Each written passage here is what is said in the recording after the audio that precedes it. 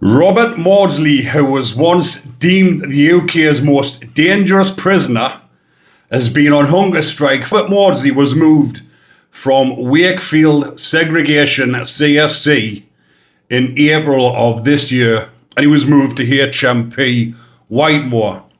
Now, he has been down there on the CSC unit where he was supposed to be going on to a different wing, which was so that he was no longer in solitary confinement. That was what they were trying to say when they removed him from Wakefield Prison. But remember, he'd been in Wakefield Prison for over 40 years, and he had become accustomed to that cell. He'd been in that cell for that amount of time.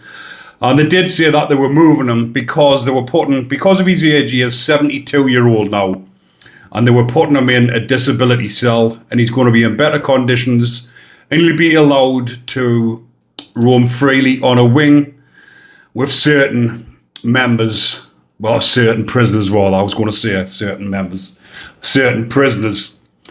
But I've been in touch with Robert Maudsley's nephew, who I've done a podcast with previously. I will link it in the description for the ones that haven't seen it. I did do an in-depth podcast about Robert Maudsley's life, his early life, going into prison, and how he became known as the UK's most dangerous prisoner. Now, Robert Maudsley is known, if you go on Wikipedia, is known as a serial killer. But I call him Sir Robert Maudsley, King of the Bacon Bashers, because he has killed 4 Bacons. The first Bacon was on the streets of London. Then he killed a further 3 whilst in prison. Now, I'll not bore you with those details straight away, because a lot of you will have already seen the videos and you will know all about that case, or his case. So I am going to talk about the hunger strike and why he's on the hunger strike. Then at the end, I will talk about who Robert Maudsley actually is, because I do have a lot of new subscribers, and I do believe a lot of the new ones maybe don't know him or don't know the case as much.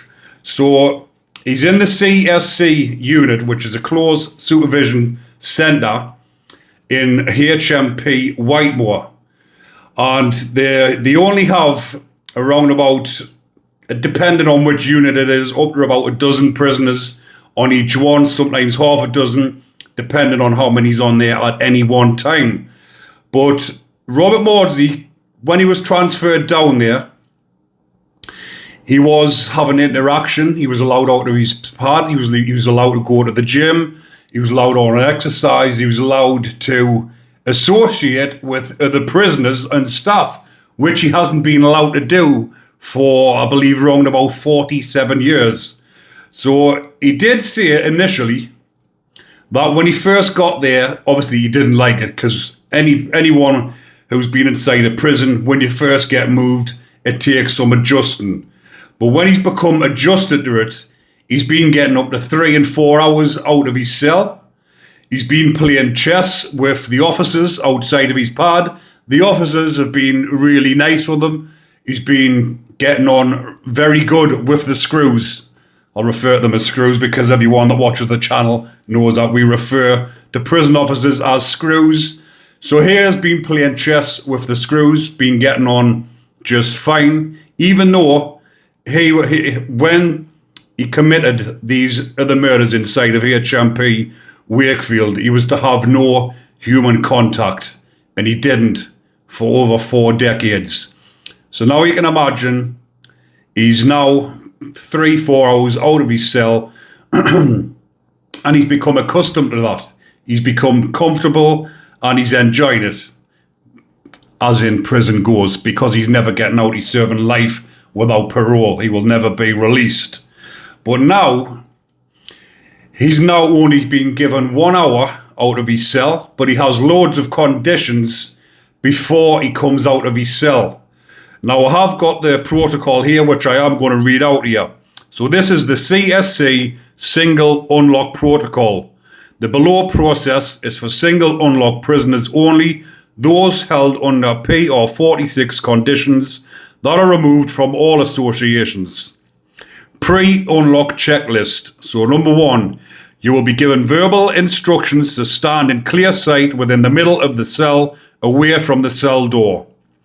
2, you need to demonstrate that your kettle is empty, cutlery is accounted for, and coats, shower kit, etc. are placed on your bed in plain sight. Number 3, if the establishment has an inner cell door, HMP Wakefield it has in brackets, then you will hand out the required items to be searched through the hatch in the inner gate. Number 4, at meal times, you are to place your plates, etc. on the bed ready for staff collection post the search process. 5, you will be given verbal instructions through the cell door to show your hands front and back. Number 6, you will be given verbal instructions to demonstrate your waistband is clear at the front and rear. Number 7, you are to keep your hands by your sides and remain in sight of staff whilst maintaining a clear hand policy. And number 8, you will remain in place until instructed to move towards the cell door. Now, Robert Maudsley is 72-year-old. He hasn't committed any offences since he committed the murders, which was, I believe, over 4 decades ago, 47 years ago, when he was placed in solitary confinement inside of HMP Wakefield. Now, I know exactly why this protocol is in place, because of Axel Rudakabana and the likes of him and Hasham Abedi. Prisoners like that are the ones that make it hard for the other prisoners. The other prisoners, obviously the ones that are down there, the majority of them just want to keep their head down. Yes, they're down there for causing aggravation or committing murder on the wing, but a lot of them haven't done any harm to the officers, the screws. So this protocol is throughout the whole system, throughout the CSC.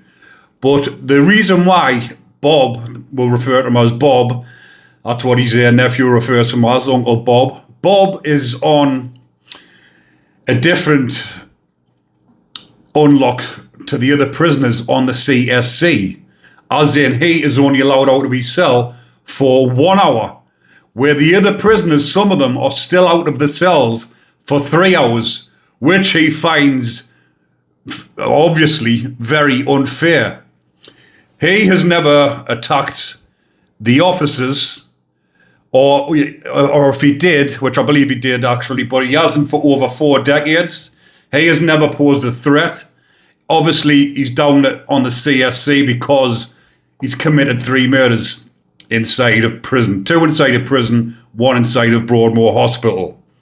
So obviously, if you could commit that many murders, they're going to keep you in this CSC, which they call the units. They're going to keep them in the units for, obviously, indefinitely, which they have done with Bob. But I believe these type of protocols should suit different prisoners. If prisoners are deemed no threat whatsoever to the officers, then they should be treated accordingly.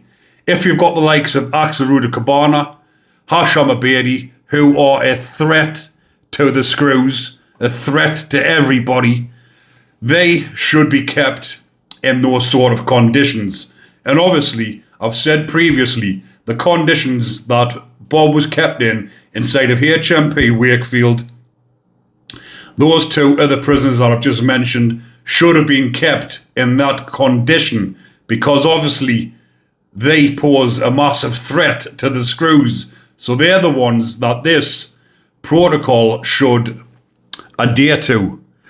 But I don't actually believe it's just, right, but Gavin actually said it's not just the fact of having to do all of this rigmarole. It's the fact that he's now only allowed out of his cell for 1 hour, and he feels as though the staff are treating him differently to when he first arrived. And obviously, being 72-year-old, going through all of that rigmarole, they've put him in a disabled cell for a reason. But he says the disabled cell, the only difference between the one that he's in now and the one that he was in Wakefield, is there's a handrail on the side of his bed to pull himself up, and there's a handrail on the side of his toilet, so when he's sitting on the toilet to lift himself up and down. That is the only difference. He turned round and said what they should have done was send somebody in to put 2 handrails in the pad inside of Wakefield, and it would have been a whole lot easier and could have just left him where he was. So it has been over a week now. A 72-year-old man on hunger strike. The last time he done it, it went on for weeks and weeks because I've done a video on that. But obviously Bob is stubborn and he will not, I was going to say he will not back down, but he will not take things like this lightly when he feels as though he's been mistreated, when he has been what you could call a role model prisoner since the murders, because he's never done any more offences whilst in segregation unit, and he's never attacked the officers. So that is the reason why he is so frustrated. And given his age, and given that he's never going to be released from prison again, it is very unfair. They should treat every prisoner accordingly. He shouldn't be treated the same as Actor Rudy Cabana. And yes, like I've just mentioned, I can understand exactly why they're putting these protocols in place, because of the level of violence that's happening on a daily basis, not just on the prison officers, on the prisoners. The violence is rife inside of the UK prisons at the moment, and it is out of control. So obviously this is their way of trying to control it. But again, I'll repeat myself, they should treat every prisoner accordingly.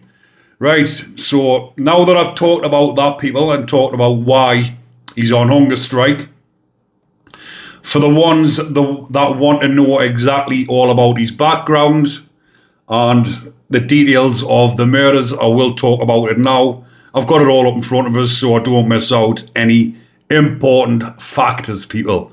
So Robert John Maudsley, born 26th of June 1953, is an English serial killer.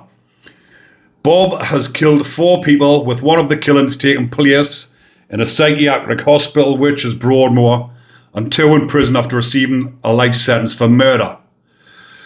Initial reports, because a lot of people do believe he has the nickname Hannibal the Cannibal, because they used to call him in prison the Brain Eater.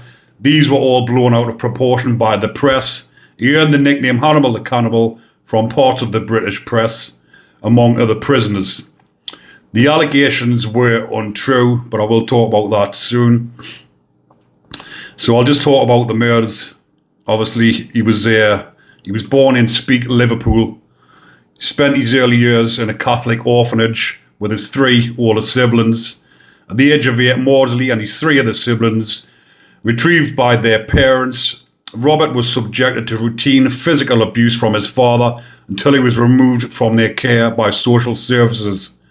So from a very young age, he had been mistreated and never really had a chance in life. He was forced to seek psychiatric help after several suicide attempts. He told doctors that he claimed to hear voices telling him to kill his parents. He is quoted as saying, "If I had killed my parents in 1970, none of these people would have died." So in 1974, the article that I'm reading refers to him as Maudsley, but for respect reasons, I'm going to call him Bob when it says that. So in 1974, Bob garroted John Farrell in Wood Green, London. Farrell had picked Bob up for sex because he was doing that type of work to survive. That was the only reason he was doing it, because obviously he left the home and he went down to London. So Farrell had shown him pictures of little ones he had done things to. And obviously Bob didn't take kindly to this, and Bob obviously took his life there and then. He actually went and surrendered himself straight at the police station, saying he needed psychiatric care.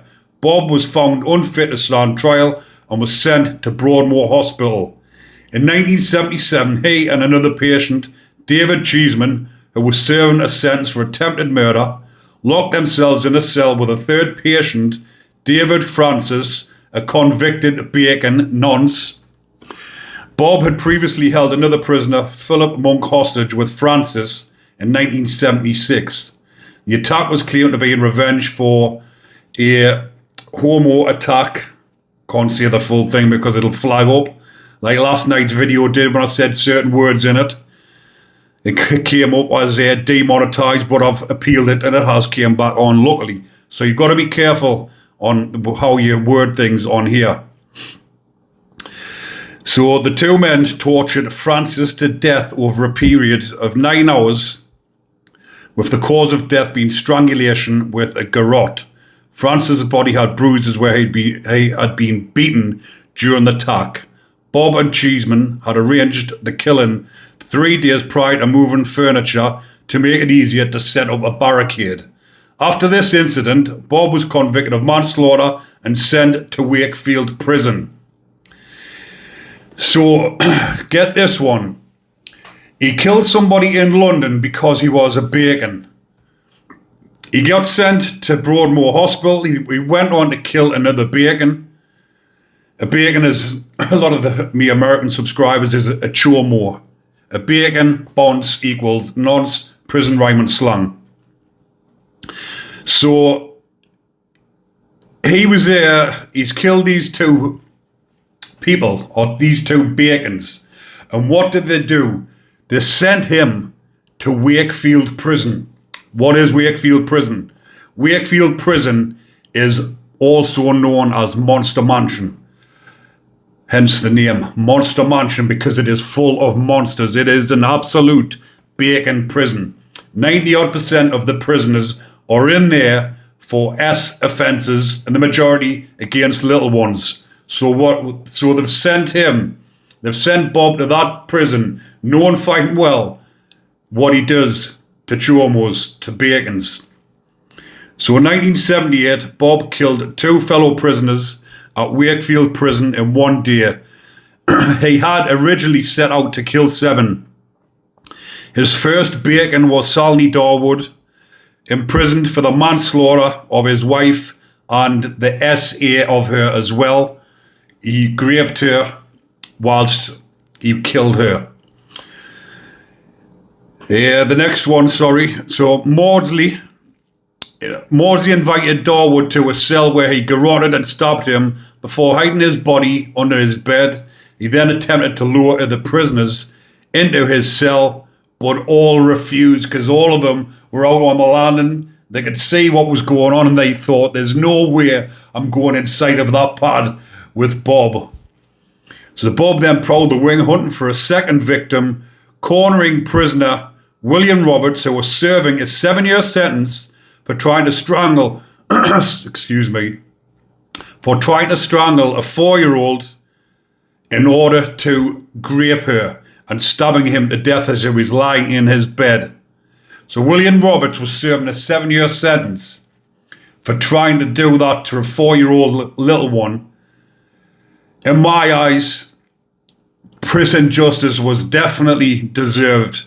Trying to do this to a 4-year-old is absolutely ridiculous, absolutely outrageous. Bob had never met Roberts before killing him. He hacked at Roberts' skull with a makeshift dagger and then struck his head against the wall multiple times. Bob calmly walked into the wing office, placed the dagger on the table and told the officer that the next roll call would be too short. Excuse the laughing, people. But I, as well as Bob, hate those type of offenders. Bob states his victims were rapists, pedos, or S offenders, and those people to whom he is a threat. He has said he's never a threat to anybody else other than that type of prisoner.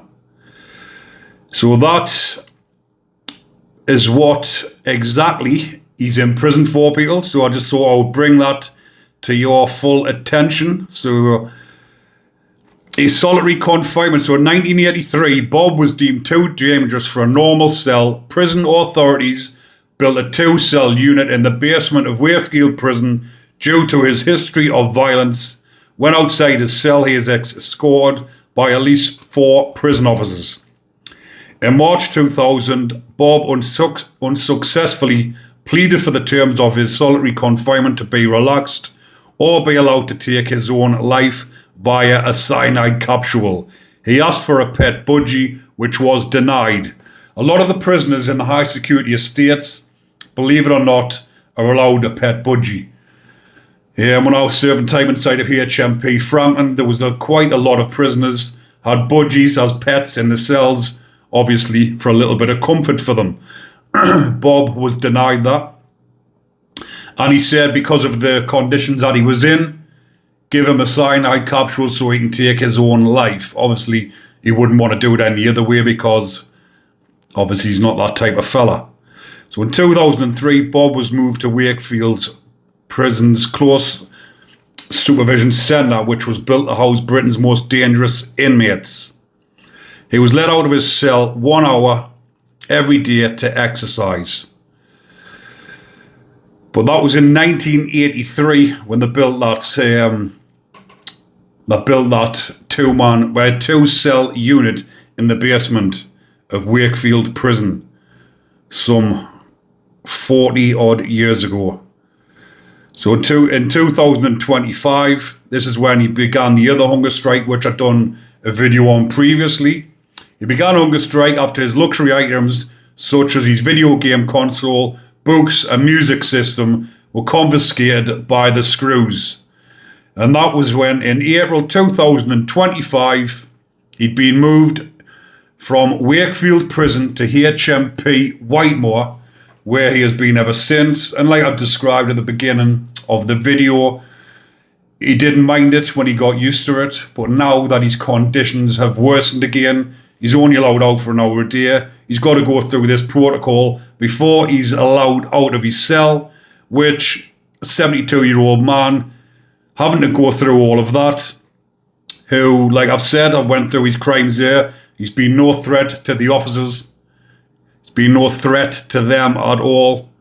And he's been in prison for 51 years. A lot of people think that Charles Bronson is the longest serving prisoner. Charles Bronson has served nearly 50 years in prison. Robert Maudsley has been in prison for 51 years without being released.